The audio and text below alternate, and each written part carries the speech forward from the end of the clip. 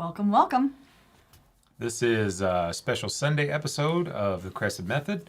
We wanted to come in and show a little bit of microscope videos, hopefully provide a little bit of help to those of you that are starting out with the microscope, and just to remind you that we are doing our Microscope Masterclass.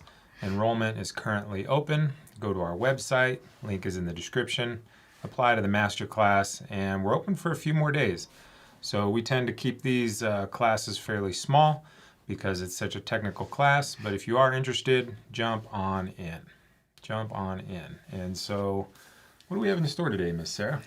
Well, I think we're going to go over a few things that might help you out along the way. We'll talk a little bit about making sure you can get into focus into the microscope. Go over a little bit on some of these organisms and concepts around, how to identify, also, how to know how much of each you should really have in the soil. Just kind of talking about what that might look like and why it's important. So, And when we've made our rounds in the consulting space, a lot of times we're trying to teach people how to use a microscope. And a lot of times it's hard because the microscope just isn't in focus. So just because you can see things through there doesn't mean that your microscope's in focus. And when I first started, there was a point where I figured out how to get my microscope in focus and all of a sudden started seeing higher numbers. And so there's a lot of things that you're missing simply because the microscope is not in crisp focus. Yeah, so I would say, make sure that whatever microscope you're using, make sure that it's a biological compound microscope, one that has an Abbe condenser and can do shadowing. That's very important. But first, you're going to just walk into, just generally speaking, you're going to walk into this, the focusing on the microscope. So you're going to start with the smallest objective, so the 4x, the weakest strength, right? You'll start with your 4x objective, and you'll just get that. You'll move your stage, the coarse focus, into focus first, and get your field of view at that level, that 4x level, into focus first, and then you'll move into the next 10x objective and get that into focus. Oftentimes, what's helpful in doing that is just picking something in the middle of the field of view and focusing on getting that edge crisp when you get into focus at the 10x. And then the next step from there is focusing the condenser. So making sure that the light from the bottom of the light source is shining up appropriately onto your slide. So that's where the focusing of the condenser comes in. And this is where people kind of get confused. So Elaine talks about making sure that you use something that has a sharp, crisp edge and putting that flat onto the light source and then focusing that crisp edge in your field of view. That is generally the case for most microscopes, but I found that that's not always the case. So making sure that for you, if you're using a microscope where that condenser, you can't seem to get that crisp edge into focus on your condenser, then you're likely one of those people where that technique doesn't apply to you. So I would encourage you to call your manufacturer of your microscope and make sure that you ask them exactly how to dial in your particular version of microscope that they make on the condenser. They'll give you the best information. I know that people like Microbe Hunter say that typically the highest point on the on that condenser, so all the way up, tends to be the right mode for a lot of these microscopes. But it's always a good idea to just call your manufacturer and find out for you what that needs to look like, because it's not always the same for every microscope. But if you have one of the ones that Dr. Lane is regularly suggesting, those are the types you do it to. That's right. Once you start to get into higher quality clinical grades, it's not the actual technique. So there's a little bit of a variation there. If you're in the class, obviously Sarah will walk you through getting your microscope as crisp as possible as we can. But there's several steps. So you have to generally get the stage into focus, and you work through the different magnifications. I prefer to get the eyepieces in really crisp focus at the 10x or 100 times magnification. So find like a rock or a piece of fungi or something with a really crisp edge on it, and make sure your left and right eye are in focus with each other. It's really common that people don't have those two or even realize that the eyepieces should be focusing independently of each other to make adjustments for people's vision, right? So each eye is going to be slightly different, and you want to make sure you can compensate for that. So a lot of these, a lot of the microscopes will have at least one of the eyepieces that you can focus independently.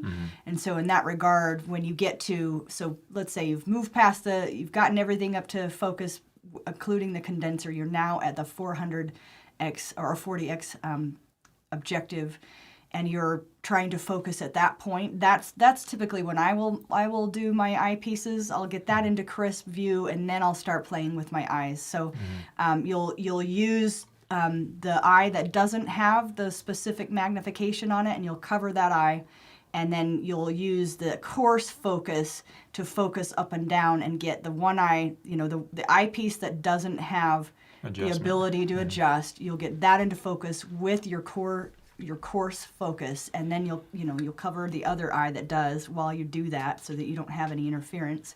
And then you'll cover the eye you just did through the coarse focus, and just use the fine focus on the actual eyepiece itself to adjust that. And try to make a match really well. I think that's the biggest thing that people forget or don't focus on. And then moving through the depth of field, I think, is really important. So one of the techniques that we do, and Sarah teaches in the class, is every time you move to a new field of view, you roll back that focus to the very top of the cover slip. There's all kinds of stuff swimming around up there that you miss. And most of the heavy stuff is clearly on the bottom, but there's tons of flagellates and bacteria and even pieces of fungi that go all the way up to the top that you don't see because you're down. And it's kind of like the Grand Canyon. You need to think about it as this very deep, Mariana Trench or whatever in the ocean, and it does have a depth to it that you need to work through. So it is important, especially at the 440x magnification or 400x total magnification,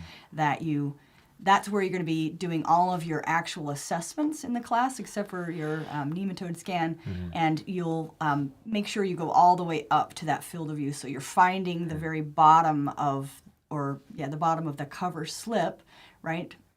So the top of your drop of water, and then you're slowly moving down through that field of view, down to the bottom. So the ways that you can use the microscope are just generally looking, which I think is what most people do. And what we've found is when you really get into the specific measurements, it's a whole lot different than just seeing one or two beneficial things. And you really need to, in our opinion, take some level of accounting of these organisms in order to really put this tool to use for you. So, most people in this world are familiar with Dr. Lane's method. That's what we would call the quantitative. So we're taking very specific measurements, we're counting organisms, we input those into a spreadsheet, and that reports actual biomass, and then we're comparing the weight and quantity of organisms to each other. And I've said it before in other videos, I still feel this is one of the most accurate ways, if not the most accurate way, to assess the agricultural space. But it's quite the journey to get that far. And so it's about practicing enough so that first and foremost you get comfortable with identification of the organisms first, so that you feel confident that you have accurately identified something. And then it's about learning how to read a pattern. Read, like, how many of these organisms, based on the type of crop I'm trying to grow, should I actually have here? And that's the whole point of this exercise, and the whole point of the tool itself is it's a very good indicator of a general ecological profile of the soil and what that's telling you in context to what you're trying to grow. Correct. So if you're trying to grow cannabis, it needs to look like a certain ecological profile underground. So this is that idea of ecological succession, right? So as nature moves from a very simple ecosystem of like bare rock and moves in complexity, increasing complexity to support something like a forest ecosystem, that ecosystem underground in the soil should also match that above ground complexity in order for nature to naturally support that particular plant, right? It needs a certain level of nutrient cycling. It needs a certain level of nitrates versus ammonium nitrate in the system. So that's how nature does it, is she manipulates and improves in complexity with the organisms below ground to support the above ground biomass. And as these ecosystems evolve, you'll get more and more diversity of organic matter falling back down into the soil in these natural systems and feeding those the organisms. So you can see that when we get to the forest ecosystem all the way at the end, we have less bacteria and far more fungi in the system. The types of organic matter that's falling down into the forest floor is going to be more fungal foods in that kind of a system. And you're going to have a lot of consistent moisture in that type of a system. So, those canopies shade out that soil, all that organic matter and the leaves falling on the ground, that all contributes to the type of ecological profile that we see underground that naturally supports that forest ecosystem.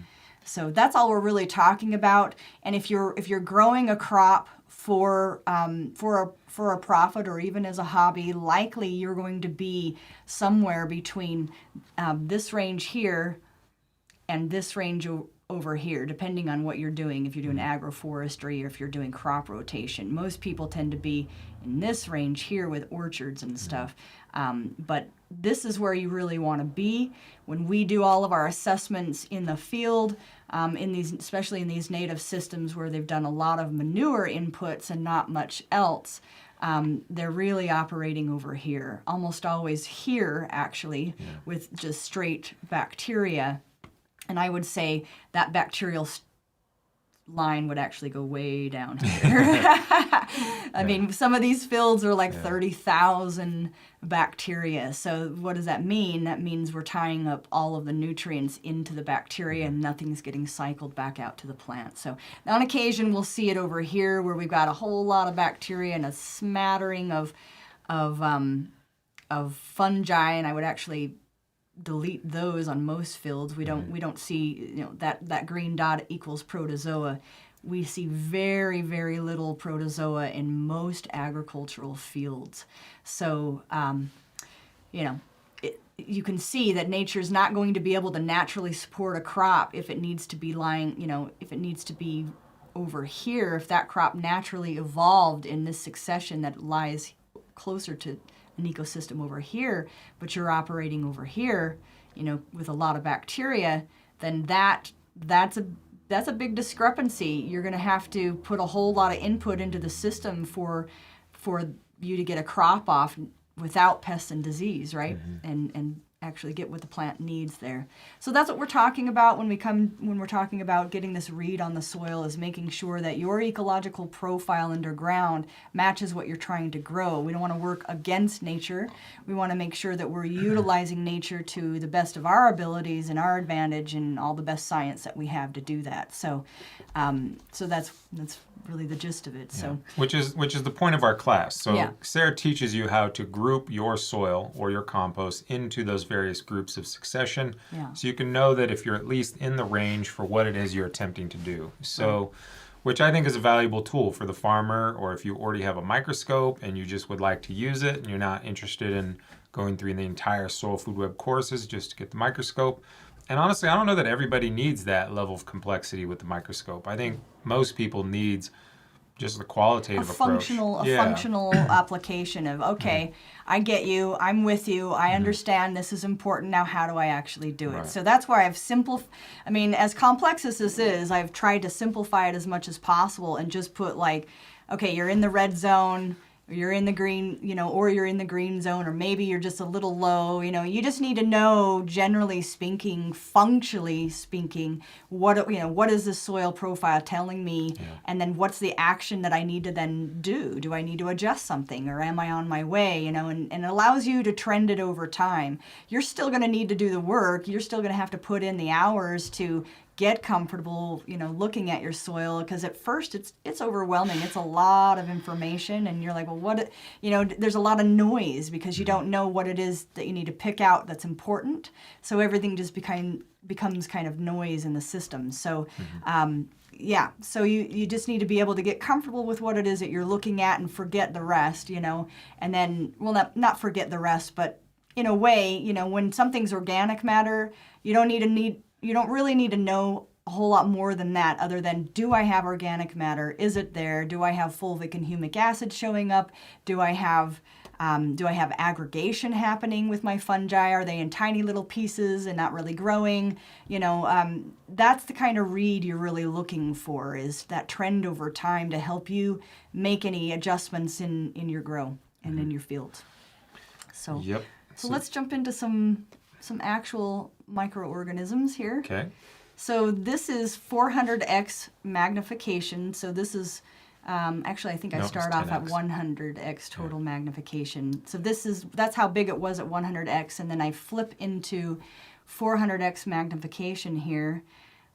So what we're really looking at, there's a lot going on in this field of view, but we're looking at this nice big wide brown guy here, and just trying to take a look and see what's going on. Is this, he's a little crinkled, and that can happen, but for the most part, he's pretty even in his width. He's got septa that's not adventitious. It's not one random every so often. It's fairly regular in its in the septa, nice and wide in the field of view, or in the width of the actual fungi. So that's going to be more like 4.5 in width there, and you'll get to know how to assess those widths, because that comes into play with determining whether or not this is a good guy or not a good guy. But it has all the classic markers that we're looking for. It has the width. It's got a consistent width.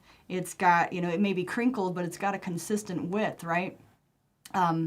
And it's got nice, evenly spaced septa, and it's a nice brown color. So those tick all the good beneficial boxes that we want to see for actual soil building fungi. So, and he's nice and big. He's branching. He's happy. He's getting a nice food resource, And so what would we say, if you are looking at your soil, and you're seeing this particular organism in the soil, and that's a great thing, but is it enough for what you're growing, right? How many of these organisms, of this fungi, should you be seeing in your soil for what you're growing? That's what you need to know. You need to know, is that fungi happy and healthy and growing? Is he big, or is he really small? How many of them do I have in my soil? How often am I seeing them? Am I seeing them every field of view? Am I seeing them every sixth field of view? Am I seeing it twice in the entire slide? So all of that tells you where you sit in relationship to the biomass. It's not going to be as precise as the quantification, but it's going to be damn close, and you're going to be able to make a whole lot of assessments about how you should actually be treating that soil based on how many of this fungi do you really see in the soil. Do you need to do something about it, or are you seeing as many as at least enough for what you're growing? Mm-hmm. So, all right, so here's another field of view. This actually is at the 400x magnification from the get-go. We're seeing a nice, healthy, fungal, beneficial fungi here, and we know that because of his width. We know that we've got septa at evenly spaced throughout. The ends of him are not wispy, so they're clean and smooth. And there's other things going on in this field of view. So like that bacteria, all the tiny little dots floating across the screen with slightly different sizes. Those are all of your bacteria, and they kind of bumble a little bit. They bounce a little bit, So those are all your bacteria, and we want to know, well, how much bacteria is that, So I've put together just a guide so that you don't have to tediously count bacteria. It was one of the things I hated doing, but now it's just status quo. But because it's so hard to count all these little dots, and you have to get it from the top of the field of view all the way through. And so I thought, okay, we had talked about doing Elaine and I had talked about doing a just a snapshot of a readout on what that biomass is, because when you start quantifying them like we do, you really get good at knowing about how much bacterial biomass is in there. And so what I've done is I've broken down all kinds of different samples and taken photos of those samples, counted those samples, and then put a value to them, so that really you can just look at the key, the bacterial key, and know, well, I'm about 3,000, or I'm about 5,000, or I'm well over 5,000, so I've got to do something about it, so that you don't have to tediously count, which takes at least 15 to 20 minutes, that alone, just to do the bacterial counting. So that should speed up things for you, and you just get a good eye for what's going on. So clearly there's more things that I haven't pointed out in each of these videos. There's some protozoa in each of them as well, but here we are again, showing some more beneficial fungi. Well, looks like there's probably a flagellate attached to it there, and then some flagellates cruising on by in the field of view there. This is 400x total magnification, but this is nice and wide for the one fungi. The other fungi is a little bit more narrow, but he still looks like he is even in the width as we go up, and then we're getting more fungi kind of bunching together. And then we've got even septa and even width there, and the color is really good. So this is still something that I would consider beneficial. We're getting some clumping and growing in clumps here, so that's great. They're have a good food resource, So there's some flagellates going on there. So yeah, and then hopefully, yep, there's another flagellate there. Hopefully you're seeing that this field of view is also very thick in bacteria, much thicker than the last field of view that we saw. So what does that mean? How much bacteria is in this? And that's what the bacterial keys are for, so that you can look at them and say, oh, okay, this is going to be about this much bacteria, and not necessarily have to do that counting. So lots of flagellates in this field of view, lots of the beneficial fungi as well, and really thick with bacteria. So yeah. So moving on, what's this dude? This is 400x magnification, right? This is a big old guy tearing up some bacteria. This is a ciliate. He moves very fast. Hopefully you'll be able to see his little arms moving around, and he should have many cilia, many little oars, so that he can move in any which direction that he wants to, and move very fast. Now this is about the slowest you're really ever going to see a ciliate move in your field of view. Anyways. Yeah, so that's why I was like, I'll get the camera, So anyway, so that's mainly what we're just trying to show you here. This is 400x magnification. And there are some others, and he's a really large ciliate, so they come in all sizes, and some of the smaller sizes can be similar to a flagellate in size. So you just really need to make sure you understand the movement difference from a flagellate to a ciliate, because it can mean the difference between how you affect your grow space, right? So what does this guy mean? What does this guy mean? So that's what I was about to say, is this if you're seeing this guy, we don't get upset if we see like one or two on a slide, really.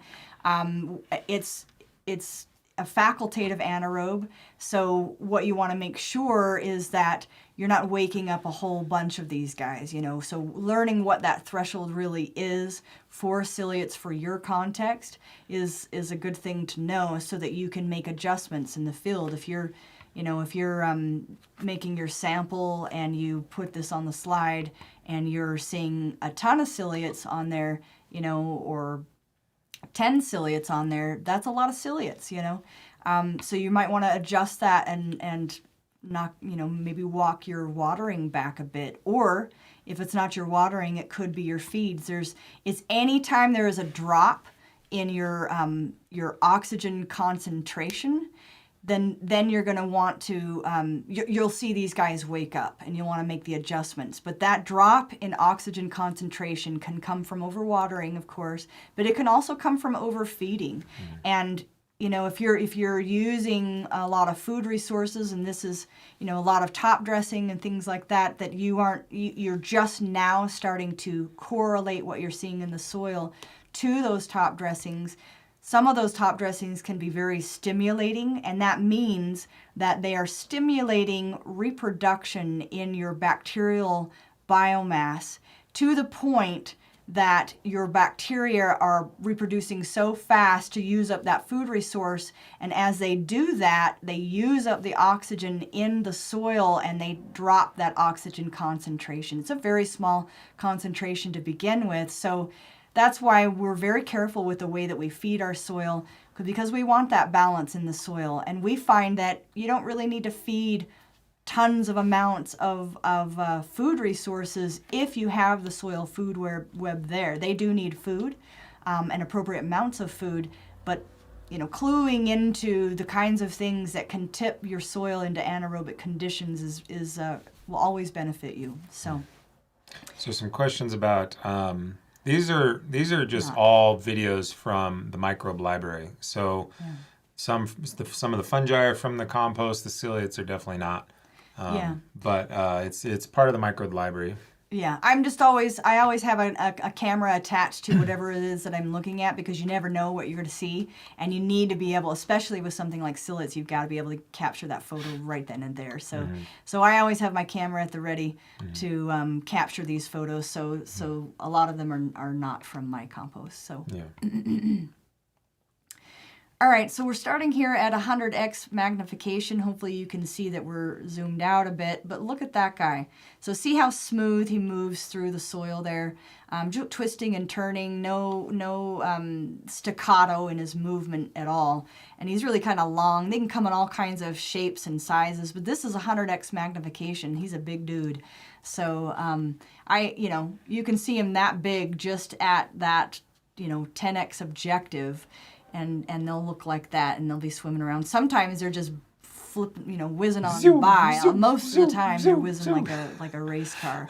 Yeah. So anyway, so this is a ciliate, and I just wanted to show you that you can't. Technically, we don't do any of our identifications at any other total magnification than the 400x magnification, but just to let you know that you can see them at 100x as well. Once you get used to seeing them. So what's this guy, right? We got a vortex, a whirlwind, tornado going on here, and we've got this little sphere that seems to be doing it.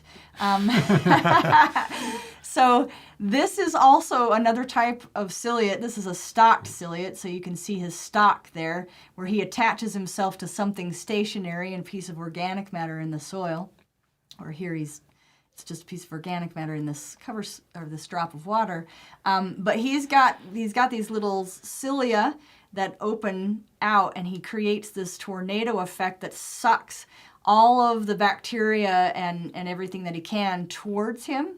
And then he'll filter out the type of bacteria that he wants to eat and keep those guys for himself and spit out the rest. And there's a little flagellate flipping around right there. Oops, let's back up here. Yeah. So where'd he go? He'll appear. Right. There he is. There he is, right here. Yeah. So see how staccato that movement is? He's whipping around. That means he has a flagella on him. He's just whipping around to move. That's how they move. Yeah, so anyway, this is a stalked cilia. You tend to see these more in really wet environments because they really have to have a lot of that fluid to really move that bacteria towards them. So there'll need to be more water in the environment for them. So, so different types of ciliates, and you don't really need to know the names of them. You just need to be able to identify what they are and what they mean for you in your context. So, and then lastly here, we'll just show you, if this is 400x magnification. This is an interesting little dude. At first you think, well, maybe he's a larva, because he kind of moves like an inchworm in the soil, so he'll stretch out and then spring back. But he's got these two rotors that he also does the same tornado movement and sucks all this water, towards him and all these bacteria. he's going to filter out what he doesn't want and keep the rest. You can see that cool little pumping action that he's doing there to really pump in what he wants to eat and leave a trail of what he doesn't want behind him. So this is a rotifer. He is an anaerobe, a facultative anaerobe, and he will wake up in conditions that are not conducive to him. But see how he moves like a little inchworm like that? And then he's got like these ribs around him, so he can almost look like an armored little worm or something like that. But that's a telltale sign of a rotifer. When they don't have their wills out and moving, they'll fasten themselves with a little hold fast, is what they call it. It's got like two little arms, or hold fast, not arms, but two little suction things that just hold on to something stationary like organic matter. And then from there, they'll stretch out and they'll find their food, and then they'll just start making that rotor action and bringing it to them. What do you think this sounds like? It's got to sound like a freaking whirring, Chainsaw or crazy some shit. mess. Yeah, I don't know. I don't know that they can hear, but they can certainly, feel vibration, I would think. That's got to Frequency, sound at like a least. lawnmower or something. Yeah. It has to. There's no way it can't sound like a chipper.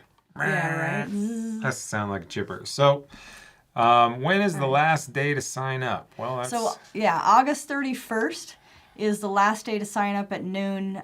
If you've already signed up for the class, then we've already sent you your microscope kit. So the class comes with a microscope kit where it literally is everything that you need in order to just get started. We just made it into a kit, so it's all of your test tubes, your test tube holder, your cleaner, you need something to clean and keep your test tubes clean.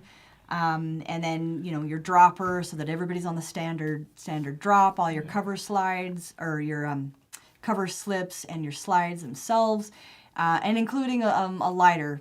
So that'll come in handy when we get to the nematode section. So. For getting high before you do the microscope. Yeah. But, no, you do use it to hold them still. So the lighter's the whole thing still. Yeah. But it's fun to get into the microcosm and just trip out on the way that things function. Yeah. So, yeah. Yeah. So if you're interested in the class, link is in the description. Got a few more days. If you don't make it to this one, there will be another one coming up, 4 or 5 months or so. But got a couple more spots. If you're interested, jump on in. Yeah. Anything else to add? Or? Well, yeah. So what I do in the class is it's broken into 5 weeks. So I do that so that I introduce the first set of organisms, and we just kind of practice looking at those organisms and kind of identifying whatever it is that we need to identify at that point. And then the next week we introduce the next set of organisms and go into depth in each of these categories. And then the following week and the following week. And the final week, what I do is I do an assessment with you so that you can see, each week I'm assessing them individually, and then I put it all together in one final assessment so you can see how it is I'm actually doing this, what it is I'm looking at, how fast I go through it, because I think that's really helpful. It was something that I wasn't putting everything together until I was able to sit down side by side with Dr. Ingham and really do these classes, this training with her, and really get an idea of, I hadn't seen a flagella. I had no idea what they really even looked like other than the few little slides that she shows you. So in this class, I go over slide after slide. Most of them are videos that were, because these things that move in the soil, you need the video. You need to see how they move and all that stuff. So I really go through in depth into each group category of organism that you need to be counting and looking for, and then really show you as many examples as I can within the amount of time that I really have to do it, which most classes are about 2 hours, and really go into depth so that you feel like you really know what a flagella looks like and moves like, and amoebas are my favorite category, so we spend time on amoebas a lot because I love those guys. Not that I don't love the entire soil food web, but I just love amoebas. So anyway, and I go into further depth on some of the things that we don't even count, but you'll encounter in the field. So just things like that. We break it down into bite-sized pieces, and then of course we have the forum so that you can actually get answers to your identification your identification questions, because you're just going to have questions. Not everything is cookie cutter, and so, and things will just stump you. I still get stumped from time to time, It's just like, whoa, what is that? Because you just, it's just, and not that I don't know how to read the soil. That's not what I'm saying. What I'm saying is that you're just never going to see everything there is to see, because there's millions and billions of these organisms, so that's why we break it down into such, simple concepts and pattern recognition. That's where this stuff really shines, is that pattern recognition and how to read that soil for you and how to make those adjustments. So, and then you'll have all the tools that you need. So I'll give you that spreadsheet on how, the scoring sheet, so that you can make your scores, and then the key on how to read what that score actually means at the end of it. So you'll have everything that you need in order to actually make an assessment. Yeah. So, and access to me. If you don't know something. So. Yeah, and this stuff takes time. So one of the things that we wanted was to have long-term access to answers. So every student in our masterclass gets access to their respective section of our discussion forum for a calendar year, where you can post images, ask questions, get clarification. In some of the classes, we have some study groups going on. So there's some nice community being built for people that want to learn how to do these things and gather the support that you need to actually be successful. Yeah. And for those of you that don't have the money at the moment to get the class, we do break that up into 2 payments, if that's helpful for you, so you can do a split payment. But also, we do sell our microscope kits to people that want to just buy the kit. So you can buy the kit on your own as well, and any bits and pieces that you need along the way as well. So they're all on our website as well. But we will always say, know what you're doing, learn it at a professional level, and know that you can actually make an assessment in the field and feel confident that you read the soil right. And that's the whole point behind it. So. Right on. All right. Well, thanks for tuning in, and we'll see you in the class, and see you next Wednesday for our next episode of Science Bro Basics. All right. Thanks for tuning in. Thank you.